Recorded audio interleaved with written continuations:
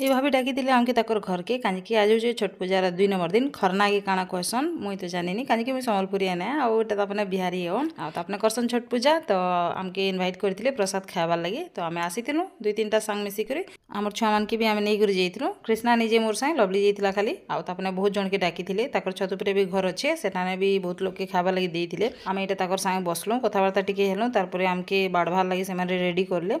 आउ जणे जणे करी से माने हमकु खाइबा लगी दउथिले मुई भाबुतिली नडिया चूड़ा गुड़ आ बुंदी सिओ काना काना सब प्रसाद देबे बोली करी लेकिन माने तो हमके रोटी आउ खीरी देले तरकारी भी देइथिले तो से माने कहले एटा हमर प्रसाद है आमे आज एटा बनासु पहला आमे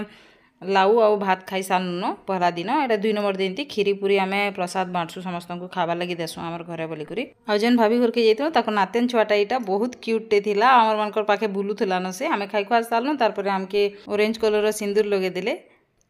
से भाभी ये 2 वर्ष है मुई बहुत जिनिस एक्सपीरियंस करली न बहुत मानकर संग मिसी करी बहुत अलग अलग पूजा पर्व माने देखली न लवली देखला मते कहचे तमे बिहारेन लेखे दिसुच ऑरेंज सिंदूर माखी करी आमे खाई खुआ सालनु तारपरे बाहरी गनु घर के आ समस्त को मोर आडू छठ पूजार शुभकामना आ जदि मोर वीडियो भल लागितबा लाइक शेयर और सब्सक्राइब करबा नि भूलबे रहली बाय।